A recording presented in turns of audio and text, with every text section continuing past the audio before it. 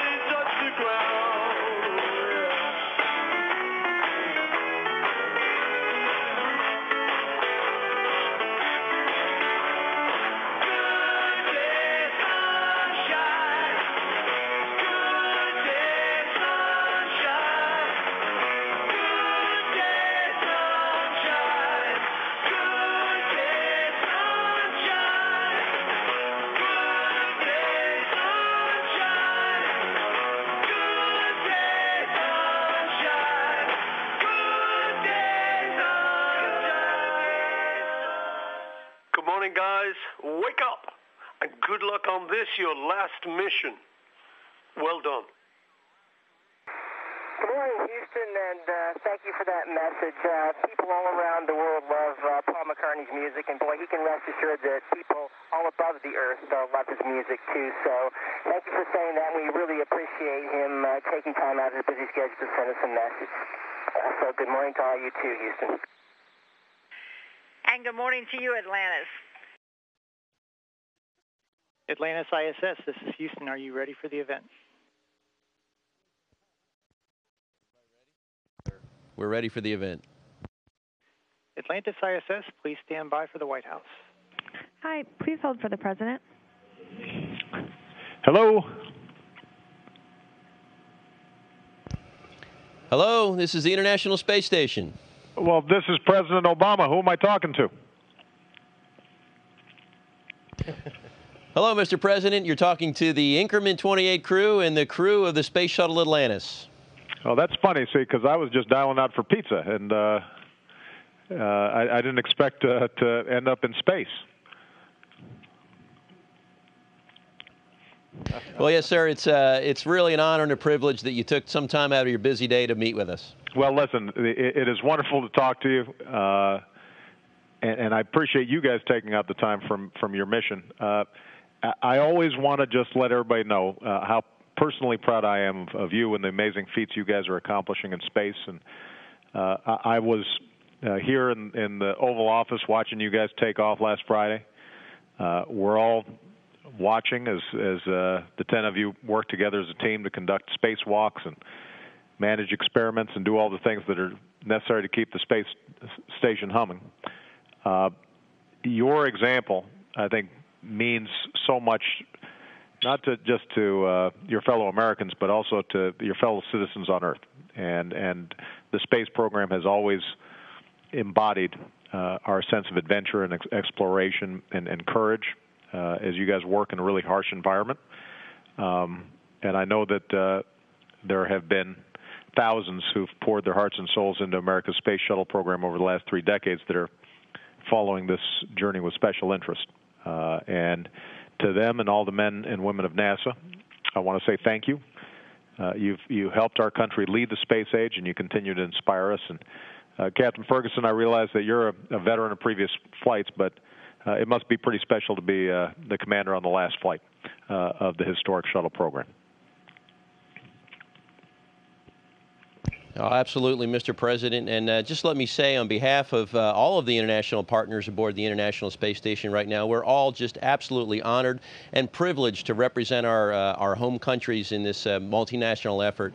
And to answer your question, sir, yes, it is an extreme pleasure to be just a part of this fine crew of 4 who will represent our country on the final space shuttle mission, scheduled for an undocking here in just a few days and a landing at Kennedy Space Center in a little less than a week. Well, I understand that you guys are also doing some pretty important mission work up there. I understand there's something about an innovative robotic refueling mission demonstration.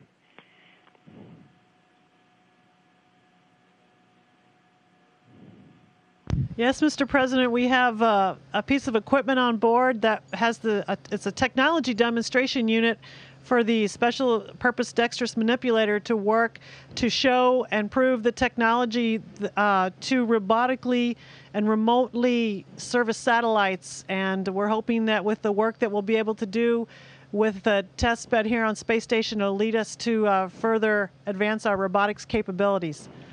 Well, that's terrific. And it's a good reminder of how NASA technology and research oftentimes has huge spillover effects into the commercial sector and makes it all that much more important in terms of people's day-to-day lives. So I also understand that Atlantis brought a unique American flag up to the station, one that was flown on the very first shuttle mission, and one that will reside on the ISS until American Commercial Space Company launches astronauts into the station.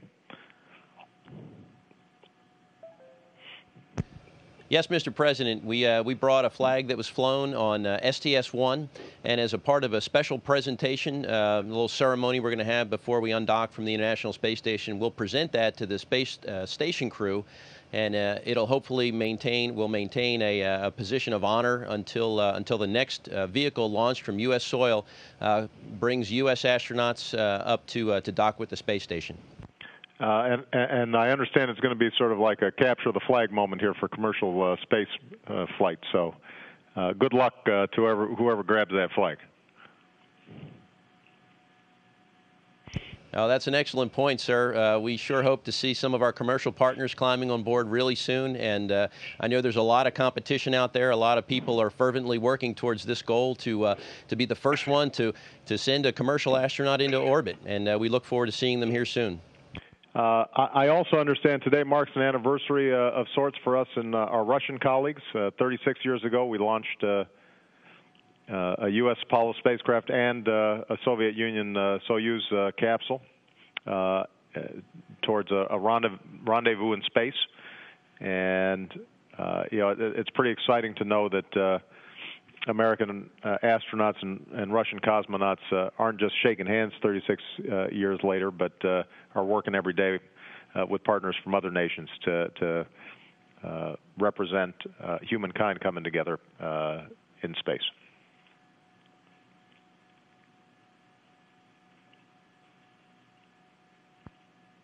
Yeah, Mr. President, and our crew is really international right now. Here is representatives of 3 agencies, NASA, Roscosmos, and JAXA, and we're working as one family, actually, not as a crew. We are more than just part of or representatives of each country. We are one big family. And now those guys who appeared almost a week ago shared with us our brilliant International Space Station. Well, it is a wonderful testimony to the human spirit, and you need to be like a family because I'm assuming you have to share pretty cramped quarters in a bathroom. So, my wife and my daughters are always crowding me out. So, hopefully, you guys have a more organized arrangement than we do. Oh, absolutely, Mr. President. We actually have 3 bathrooms on board, and we have a gym. We have several bedrooms. It's probably one of the more spacious homes that there is outside of planet Earth. Well, well, look. While this mission marks the final flight of the Space Shuttle program, it also ushers in an exciting new era to push the frontiers of space exploration and human space flight. You guys will continue to operate, or crew members like you will continue to operate the ISS in coming years and seek to use it to advance scientific research and technology development. I've tasked NASA with an ambitious new mission to develop the systems and kinds of space technologies that are going to be necessary to conduct exploration beyond Earth and ultimately sending humans to Mars, which is obviously no small feat, but I know we're going to be up to the task. So I just want to say how proud I am of all of you. Congratulations to NASA, to all our international partners, and all of the personnel, past and present, who've spent countless hours and untold effort in making the Space Shuttle and the International Space Station a unique part of our history. So accept my gratitude on this tremendous accomplishment, and Godspeed as you guys return home next week.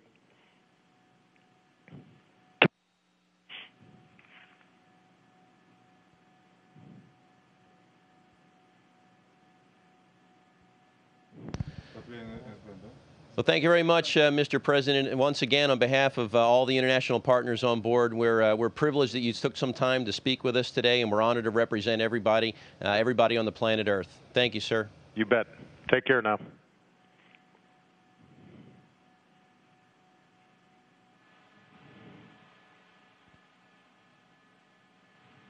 Thank you, Mr. President. Atlantis ISS, we are now resuming operational audio communications. Morning, Atlantis crew. This is CBS News Radio at Kennedy Space Center. How do you hear us? We have you loud and clear at the Kennedy Space Center.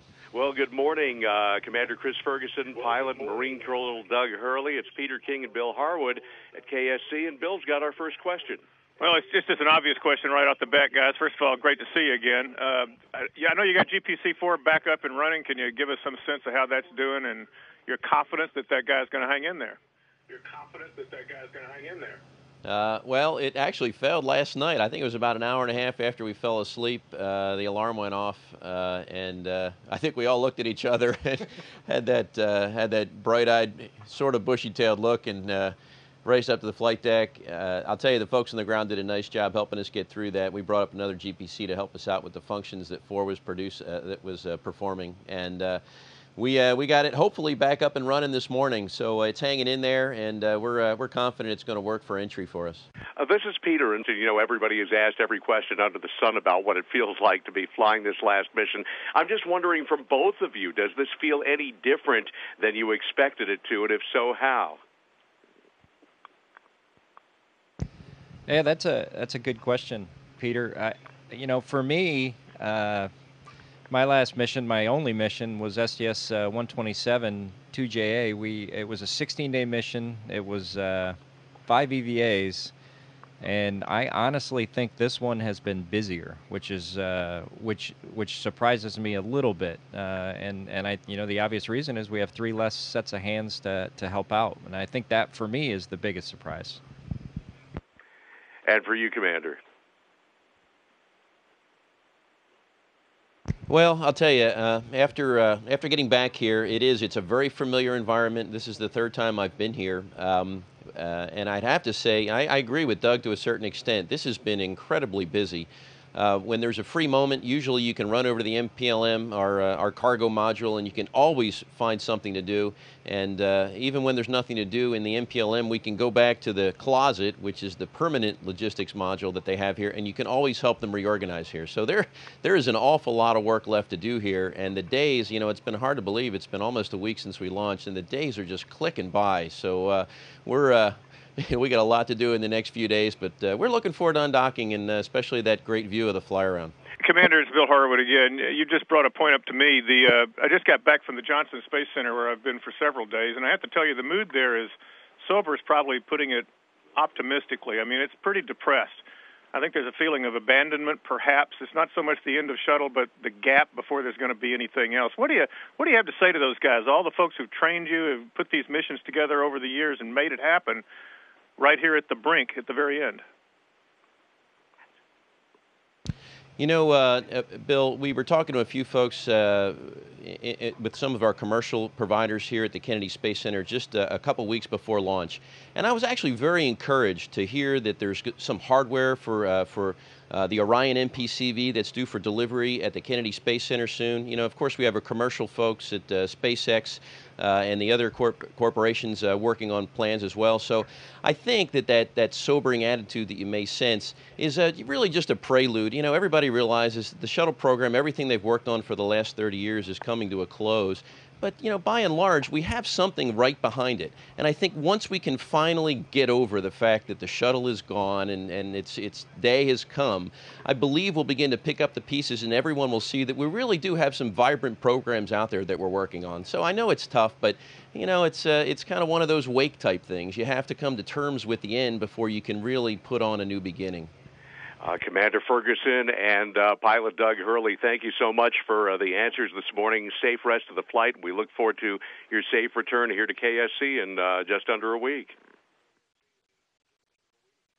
Thanks so much for spending time with us.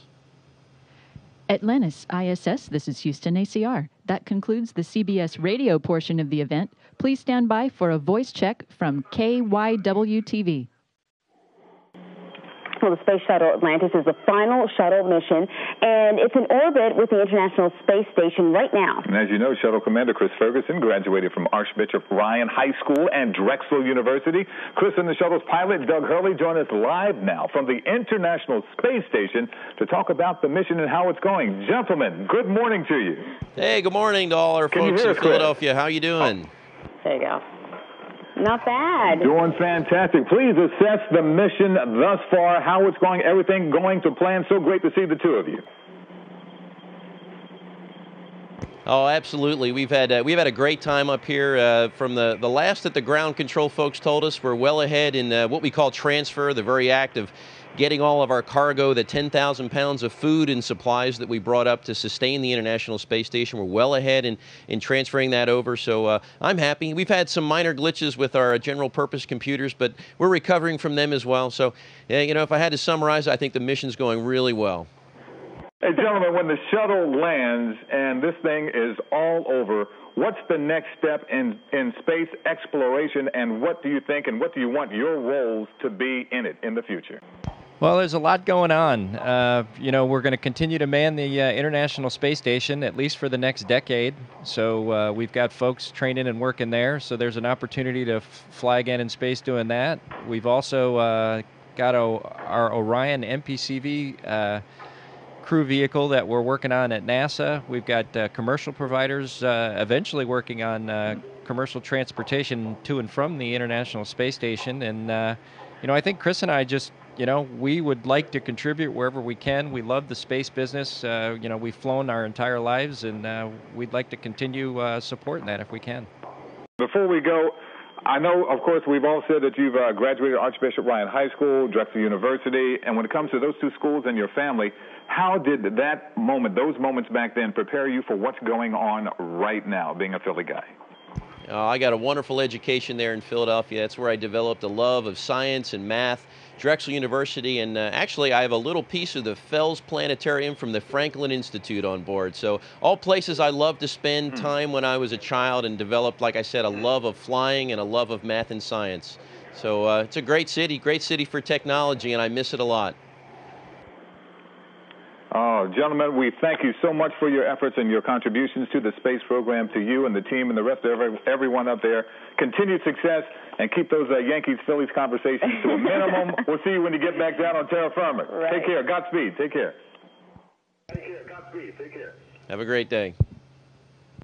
Atlantis Station, this is the Associated Press. How do you hear me? We have you loud and clear aboard the International Space Station. Well, good morning. Talking to you from the Kennedy Space Center today.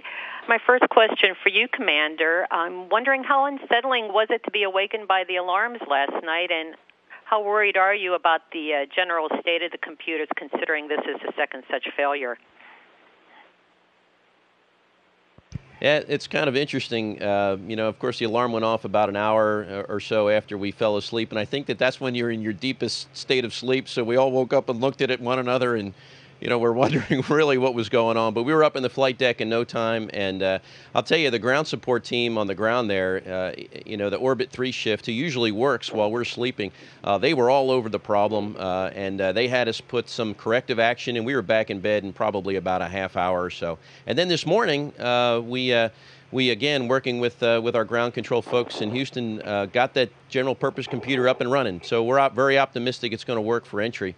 Of course, we had an earlier problem with one of our GPCs as well. So we're doing well here, and I'm confident everything's going to look good when we undock in a couple days. I'm wondering, I know there are several more days left in your flight, but so far, if you each had to choose, what is the one highlight of your mission, the memory that you're going to take back with you and keep forever? Well, I actually have two. The first would be the EVA we did the other day, where Sandy and I were running the space station robotic arm from the cupola, and to have both Mike and Ron fly right out in front of us, within feet. It really seemed like it was out of a science fiction movie. You could see the expression on their faces as they're riding the arm wherever they were going. And it was just, it's kind of seared into my memory. And then the other one actually happened last night. We were flying west of Australia, kind of at the bottom of our orbit, and saw an incredible southern lights aurora. And it was the best one I've seen in my two space flights, and it was just unbelievable, the view we had out the cupola. I'll share my personal moment, and it was the same one I had on my last flight. As we rendezvous with the space station, you approach it from below, and you pause there to do the rotation maneuver. And it's just that moment as you're poised there beneath this incredibly mammoth space station. And it really is, it's just a feeling of awe, and you're humbled by what humans can create when they work together to do things in space. It's an incredibly memorable moment, and I will never, ever duplicate it or forget it. Well, thank you very much, both of you. Godspeed to you and your crew, and Godspeed to Space Shuttle Atlantis. Atlantis ISS, this is Irene Klotz with Reuters. I understand you're going to be speaking with President Obama later today. If he asks you what you think he needs to do to keep the space program relevant in people's lives, what would you tell him and why? Well, I think probably number one on the list would be the source of inspiration that doing amazing things up in space provides for young men and women. I became involved in the space program because I remember watching Neil Armstrong walk on the moon in 1969, and it was just through following the Apollo program and the Gemini program that I developed just a keen interest in science and math and flight. And it propelled me on a career that took me through naval aviation and then on to the space program. So if for no other reason, we need to inspire generations that will follow us to do wonderful things like this. And plus, we need to explore. We're explorers by nature. We need to leave low Earth orbit again and go back to the moon or an asteroid or Mars. We need to have a destination. It's in our destiny. Thank you. For Sandy, can you paint us a little word picture of what the ISS looks like with all the stuff you've brought floating around there and the rooting around to find the old equipment to come back home? In a word, it's crowded up here. Almost every module has these white, we call them cargo transfer bags or CTBs. They're stuck with bungees to the front of panels. The PMM, which is the permanent stowage module that was brought up a couple flights ago, if you look in through the hatch, the PMM, all you will see are white bags stuck to walls because there's not enough space for some of the things that we brought up to go behind the racks or behind or inside the stowage area. So it's sort of a sea of white bags floating around, and we're hoping to help straighten it up a little bit before we leave. Thank you. For Rex, about a week and a half before you launched, the first module of China's space station reached the launch site. If they're able to get it into orbit and to staff it, don't you think it'd be kind of weird to ignore them in orbit? Oh, absolutely. I think in space is one of the biggest international brotherhoods they have. Here we are, a crew of different countries. We have, American astronauts and Russian astronauts and Japanese astronauts. We all work together as one big team. We work together. We solve problems together. We laugh together. We eat together. It is the best example of international cooperation I know of, and it's at the working level, and I think that kind of works its way up to other parts of the country. So China being in space, I think, is a great thing. I think the more nations that get in space, the better cooperation we'll have with each other. Thank you. For Doug, how comfortable are you that the ISS is going to be the U.S. human spaceflight program for the next decade or so? Oh, completely. We've got some great folks that work in the International Space Station program, and there's been just extensive planning to get the station in this posture for the next decade. We've got several automated vehicles that can resupply. We've got commercial providers that are going to be coming online in a year or so to provide cargo as well, and eventually crew support taking us back and forth. So the ISS is in great hands. It's a great crew on board, and the future couldn't look any brighter. Thanks. Also for you, I was just wondering if you were surprised that you launched on the first try, considering the weather at KSC and then that last-minute glitch with the O2 vent arm. Yeah, I had thought I had brought my 127 Karma along with me there for a few, when we walked out and, while we were strapping in, and we were getting updates while we were laying on our backs, and then we got the go, and then the next thing happened at 31 seconds, so I was thinking, oh no. But it just worked out so good. We couldn't be happier. It was great for our family, our friends, and all the guests, and then the, I guess, close to 1 million people that were watching us. So it's always great to launch on the first try, and I'm glad to finally be able to say I did that. Hello, Johnson Space Center. We have you loud and clear on the International Space Station.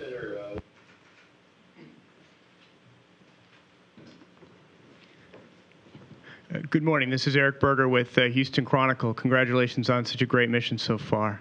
There's been a lot of talk about last during this flight, and I want to ask about a first. Specifically, do any of the crew members of Atlantis plan to stick around with NASA to fly on the MPCV, or is that something that is a bit too far in the future? Thank you.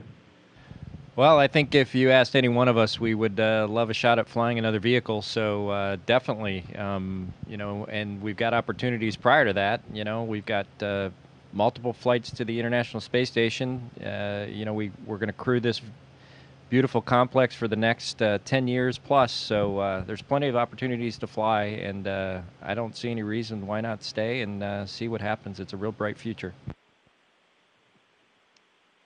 Good morning, Ted Oberg from Channel 13 here in Houston. Great to talk with you guys. I'm curious, what have you done in your downtime on this mission to make sure that you capture some of these last moments? What things have you made sure you saw out the windows or done with the shuttle? Tell us a little bit about how you've spent your downtime. Well, for me, I had a chance to look out the cupola, which is a great window, and we can see the Aurora Australis, the Southern Lights. We all kind of crowded around and got to see that, and just savoring every minute of floating in space. And then once in a while, when you're on Atlantis, when at the end of the day, you kind of look around the middeck and think of all the guys and women who were there before you and who had a part in the space program, and you think, wow, this is the last flight. So it does cross your mind once in a while. Good morning. This is John Donnelly with Fox 26 here in Houston also, and I'm passing along a question from one of our viewers. She wants to know, what will the astronauts be able to take from the last trip, and will you have a job when you get back on Earth? Oh, absolutely. Johnson Space Center, although we're reaching the end of the Space Shuttle program, is still a vibrant place to work. There'll be a transitional period here as we hand over a lot of the responsibilities for going to low Earth orbit to our commercial providers. But this is an opportunity for us to look beyond low Earth orbit and perhaps back to the moon or to an asteroid where we'd like to travel to soon. So there'll be plenty of work in the Houston area. Gina Sinceri, ABC News for Mike Fossum. Mike, we thought we heard you trying to whistle before your spacewalk on Tuesday. Tell me a little bit about that and why you couldn't whistle. And then when you're done, I'd like you to whistle a tune for me.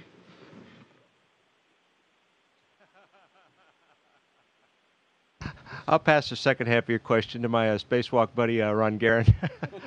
Ron and I were both doing a little whistling in the airlock. It's just one of the strange phenomena where as the pressure is dropping in the airlock, our suit is just, a little over 4 pounds of pressure. And once this air pressure inside the airlock goes down to zero, then your overall pressure is down low. And I think it has to do with the density of the air, but I really can't explain a lot about the probably the resonant frequency of the cavity of your mouth as you're blowing the air through it like that.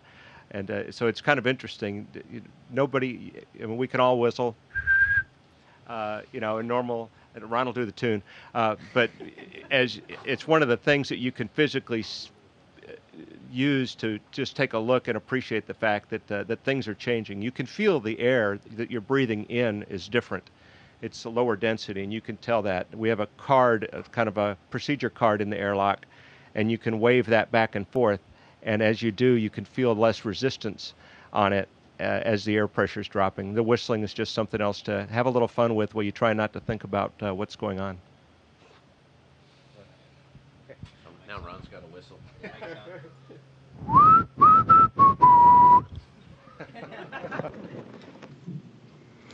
Atlantis ISS, this is Kennedy Space Center PAO. How do you hear me? Hello, Kennedy Space Center. We have you loud and clear. Magazine. I was wondering if you could highlight some of the scientific experiments that you're working on the International Space Station that you think will particularly inspire the public back here on Earth. Well, that's an excellent question. You know, we've had a permanent human presence on the International Space Station for over a decade now, and over that time we've conducted over 600 scientific experiments. And you know, one of the things that we're trying to do is to see how humans can go further in exploration, go beyond Earth orbit, explore our solar system. But nearly all of the experiments that we conduct have a direct application on Earth, from growing crops better to making new materials, new medicines.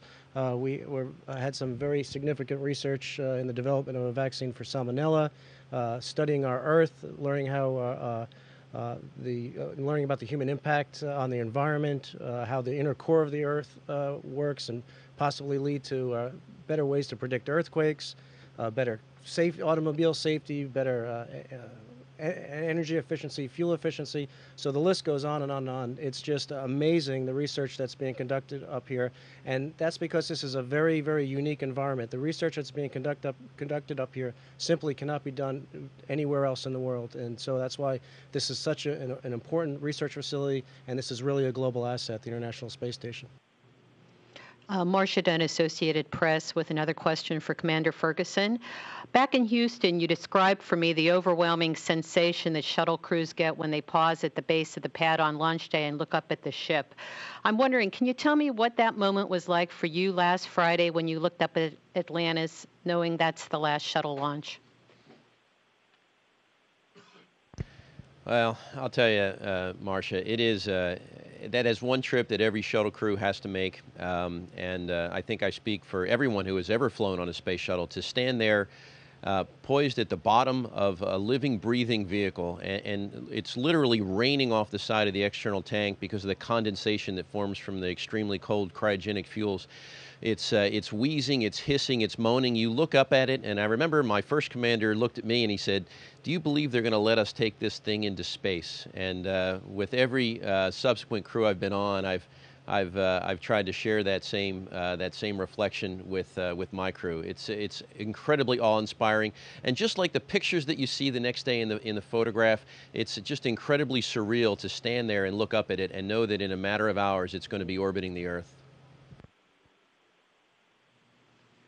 Hi, it's James Dean from Florida Today. Another question for Ron. This is the last time, I guess, in a very long time, we'll see a crowd this big on the station.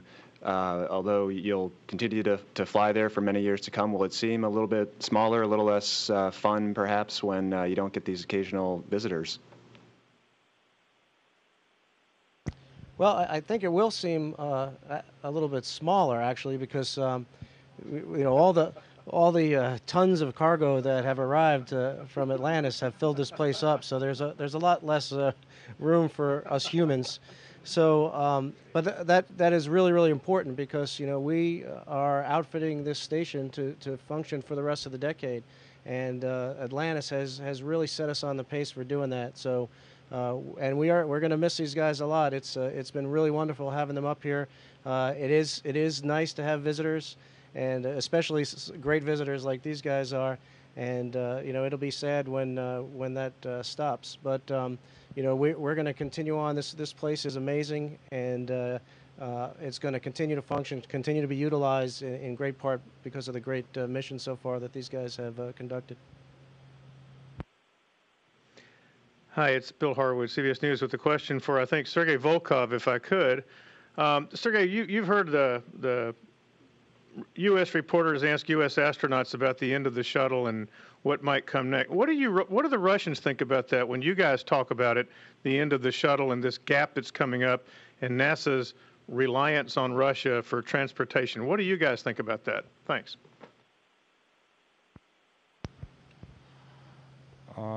For us, it's also very sad that no more shuttles will appear on board the station, because thanks to this brilliant machine, we were able to build this station so big and ready to have 6-person crew. Of course, we would like to continue to fly with our friends, and Soyuz are ready to continue this exploration of space and low orbits. Atlantis ISS, this is NASA headquarters PAO. How do you read me? We have you loud and clear on the International Space Station. Hi, Suzanne Presto from VOA. Ron, can you tell us a bit more about your science activities on station, particularly any experiments you've been working on that will be coming back down on Shuttle? Thank you. Well, that would take a long time to answer. We have been doing a lot of science on board, and as far as I know, I think there's a lot of human research where we're kind of the subjects, and there's a lot of that science that's going to go down on the shuttle. We also have some spiders on board right now that are being studied, and they are going down on the shuttle as well. But we've been conducting experiments, fluid experiments, protein crystal growth experiments, plant growth experiments, experiments with the human body and the function of the human body, looking at things like how to combat osteoporosis. So there's quite a bit of science going on board. Combustion science we've been doing as well. So we are at the beginning of full utilization of this amazing research facility. Atlantis ISS, this is Marshall Space Flight Center PAO. How do you hear me? We have you loud and clear. Hi, my name is Ricky Klaus from WHNT News 19, and I wanted to ask, much of the world was watching as you guys skyrocketed into space, excited, loving to see you. What was going through your heads when that was happening?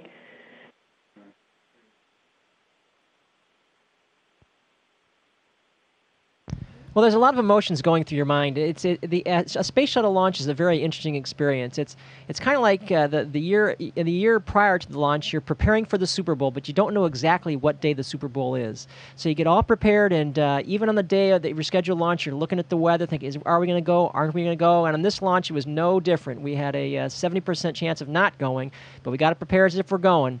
And you walk out there and you look at this amazing vehicle on the launch pad, and you just nothing comes to your mind but wow. And you get up there and strap in, and you're still waiting, and you never know for sure whether you're going until at the last second, because we had a hold at 31 seconds, and we're going, oh no, now what? And the funny thing about that is they picked up the count, and all of a sudden it was like ready, set, go, and bam, we were off to the races, and we were getting shot off the planet, and it was just absolutely amazing. So the whole ride up, you're big, wide-eyed, and just experiencing all the thrill of the G's, and also the incredible sights and sounds you hear. My name is Monica Ricks. I'm with WAFF out of the Rocket City. And Sandy, I've been admiring your hair all morning. And this question is for you, too. This is your second time up at the ISS.